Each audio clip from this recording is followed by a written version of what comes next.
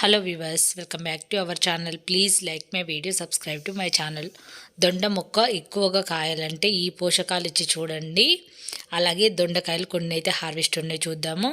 ఇక్కడ మీరు చూస్తున్నారు దొండకాయలు అయితే ఎంత గుత్తులుగా వచ్చాయంటే చాలా ఎక్కువగా కాస్తాయి అన్నమాట. వీటికి కేరింగ్ కూడా తక్కువే అని చెప్పాలి, ఎక్కువ క్రాప్ వస్తుంది. అసలు మొండిగా కాసే మొక్క అంటే అది దొండ మొక్క. చాలా అసలు పెస్ట్ అటాక్ కూడా ఎక్కువ రాదు ఏమి. అప్పుడప్పుడు సమ్ టైమ్స్ ఓన్లీ నల్లపేను ఒక్కటే పడుతుంటుంది అంతే. అంతకు మించి మాత్రం ఇప్పటిదాకా నా దొండ మొక్కకైతే పెట్టి దాదాపు 6 years అవుతుంది.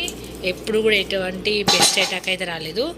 అదే ఒక్క నల్లపేను ఒక్కటే వస్తుంది, అది కూడా నేను నీమ్ ఆయిల్ అట్లా స్ప్రే చేసేదాన్ని. లేదంటే బాగా ఎండలో ఉంటే ఎండకే అది చనిపోతుంది. ఎండకు ప్రాపర్గా ఎండ ఉండాలి ఈ మొక్కకైతే.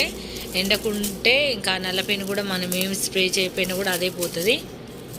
పర్ఫెక్ట్ ఎండ అనేది ఉంటేనే ఎక్కువ క్రాప్ కూడా బాగా వస్తుంది.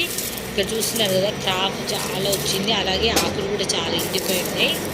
ఈ ఎండిపోయిన ఆకులు కూడా మొత్తం ఆ తీగ కూడా ఎండిపోయింది కదా, అదంతా కూడా తీసేస్తే మంచిగా మళ్ళీ తీగ పాకి ఇంకెక్కువ ఫ్లవర్స్ వచ్చి ఎక్కువ పువ్వులు వస్తాయి. నాకైతే దొండ మొక్క అయితే నిజంగా కోసినప్పుడల్లా ఒక 1/2 kg అలా వస్తుంటాయి. చాలా చాలా ఎక్కువ క్రాప్ వేస్తుందని చెప్పాలి. ఎక్కువ గుత్తులుగా వస్తాయి దొండకాయలు. దొండ మొక్కల్లో 2 రకాలు ఉంటాయి. ఒకటేమో పెన్సిల్ దొండ, ఒకటేమో ఈ దొండ. పెన్సిల్ దొండ కూడా ఇంకా చాలా బాగుంటుంది కర్రీ అయితే. నేను మన గార్డెన్లో పెట్టాలని ఎప్పటి నుంచి అనుకుంటున్నాను, కానీ పెన్సిల్ దొండ అయితే దొరకట్లేదు. అంటే నర్సరీలో ఉంటే చూడాలి. ఇది నేను మా ఊరు నుండి చిన్న మొక్క తీసుకొచ్చాను. మొక్క కూడా కాదు, గడ్డ లాగుంటే లోపల అది తీసుకొచ్చి వేశాను. ఈజీగా బ్రతికింది అసలు. ఇంతకుముందు కొమ్మ కటింగ్ ద్వారా కూడా పెట్టాను. అంటే కొంచెం పెద్ద సైజు కొమ్మ తీసేసుకొని అది కట్ చేసి కూడా పెట్టుకుంటే ఈజీగా బ్రతుకుతుంది. ఇది దాదాపు ఒక్కటే కుండీలో 6 సంవత్సరాల నుంచి అదే కుండీలో ఉంది. అసలు నేను రీపాట్ కూడా చేయలేదు.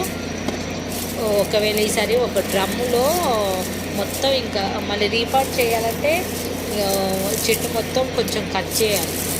లేదంటే ఆ మట్టి మొత్తం కింద పోసేసి దాంట్లో ఉన్న గడ్డలు తీసేసి ఇంకా వేరే పాట్లో పెట్టుకోవడమే. అలా పెట్టుకోవడం వల్ల ఏంటంటే 2-3 మొక్కలు అవుతాయి.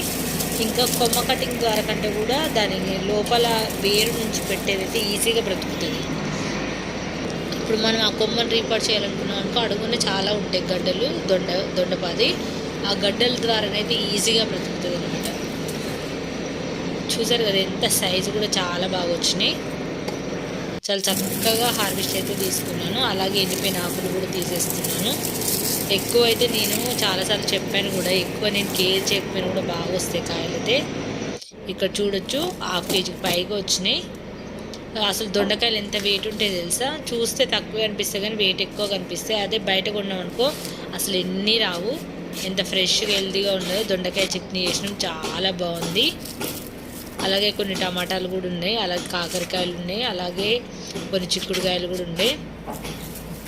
అలాగే దీనికి ఇవ్వవలసిన పోషకాలు ఏంటనేది కూడా చూపిస్తాను, స్కిప్ చేయకండి. చాలా సింపుల్. ఇవి కూడా ఇస్తారా అని మీరు అనుకుంటారు, ఖచ్చితంగా ఇవి కూడా ఇస్తారండి. ఎందుకంటే ఇందులో కూడా చక్కటి పోషకాలు ఉంటాయి.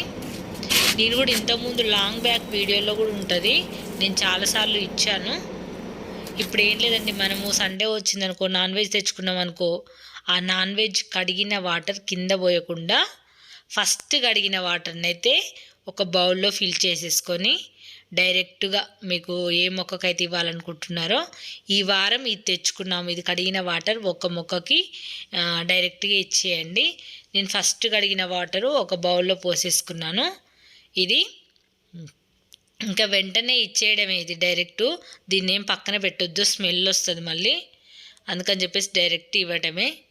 నేనైతే అది తీసుకెళ్ళి వేరే కొన్ని వాటర్ కలిపి ఒకటి దొండ మొక్క కొన్ని ఇచ్చాను, ఇంకా మిగతా మొక్కలు కూడా ఎక్కువ ఇచ్చాను. ఎందుకంటే కొన్ని ఎక్కువగా ఉన్నాయి వాటరు, అందుకని.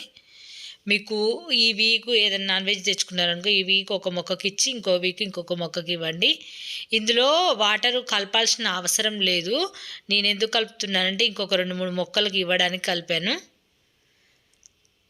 అలా అంటే ఎక్కువగా అంటే నాకు మీరు డైరెక్ట్ ఒకటే మొక్కకు కూడా ఇచ్చుకోవచ్చు. ఇంకా మీకు ఏమైనా ఇంకా ఎక్కువ క్రాఫ్ట్ కావాలనుకుంటే మిగతా మొక్కలు కూడా ఇచ్చుకోవచ్చు. నాకు ఇంకా కొన్ని మొక్కలు ఇంపార్టెంట్వి ఉన్నాయి కాబట్టి వాటికి కూడా ఇచ్చాను. ఇందులో డైరెక్ట్ ఇవ్వచ్చు, వాటర్ డైల్యూట్ చేసుకొని కూడా ఇవ్వచ్చు. నేనైతే అప్పుడప్పుడైతే డైరెక్టే ఇస్తాను. కాకపోతే నాకు ఇప్పుడు ఇక్కడ క్రాప్ దశలో ఉన్నాయి. ఇవి ఏంటంటే ఈ వంకాయ కూడా పూత దశలో ఉంది, అలాగే చిక్కుడు ఉంది, కాకర ఉంది. అందుకని చెప్పేసి వాటికి ఇచ్చాను. ఇక్కడ చూడండి, ఇలా కదిపితే దాని సాయిల్ అనేది లూజ్గా ఇలా ఉండాలి. గట్టిగా బిగిసిపోయినట్టుగా ఉంటే ఇన్ని సంవత్సరాలు ఏ మొక్క కూడా బతకదు. అందుకే నాకు ఇన్ని సంవత్సరాలు 6 సంవత్సరాల నుంచి ఇదే కుండీలో ఉన్నా కూడా మంచి క్రాప్ రావడానికి దాని సాయిల్ అనేది ఇలా ఉండాలి. అంతేగాని రాయిలాగా గట్టిగా ఉంటే మొక్క అస్సలు బ్రతకదు. దాని వేర్లు అనేది ఆవిరికి అందులో ఉండే వేడికి చనిపోతుంది. ఇలా అయితే ఈ మొక్కని ఈ 6 సంవత్సరాల నుంచి అయితే ఇలా గ్రో చేస్తున్నాను, అన్ని పోషకాలు ఇచ్చి. అలాగే కొంత చిక్కుడుగాయ కూడా ఉంటే అది కూడా కోసాను. చూసారు కదా ఫ్రెండ్స్, ఎంత సింపుల్గా ఉండేవి. ఎటువంటి ఖర్చు లేని ఫర్టిలైజర్స్ చేసి మీ మొక్క ఏదైనా సరే, చిక్కుడైనా సరే, బీర అయినా సరే, దొండ అయినా సరే, కాకర అయినా సరే, ఇంకే ఇతర మొక్కలైనా పూల మొక్కలకు కూడా ఇవ్వచ్చు. తులసి మొక్కలు అలాంటివి కాకుండా పూల మొక్కలకు మామూలుగా పూజకు వాడతాం కదా, వాటికి ఇవ్వచ్చా అని మీకు ఒక డౌట్ ఉంటుంది. మనం మొదల్లో ఇస్తాము, పువ్వులకు చల్లట్లేదు కదా, మొదట్లో కాబట్టి ఇవ్వచ్చు, ఏం పర్వాలేదు, ఏ మొక్కకైనా ఇవ్వచ్చు. అలా అనుకుంటే కిచెన్ వేస్ట్ మనం తిన్న పదార్థాలన్నీ తెచ్చి మొక్కలకి వేస్తాం కదా, అలాంటిది ఏముండదు. చూసారు కదా ఫ్రెండ్స్, ఇంత మంచి హార్వెస్టు. ఈ పోషకాలు కూడా మీరు కూడా తప్పకుండా ఇచ్చి చూడండి. చూసారు కదా ఫ్రెండ్స్, ఈ వీడియో నచ్చితే లైక్ చేయండి, ఛానల్ని సబ్స్క్రైబ్ చేసుకోండి, మీ ఫ్రెండ్స్కి షేర్ చేయండి. Thanks for watching.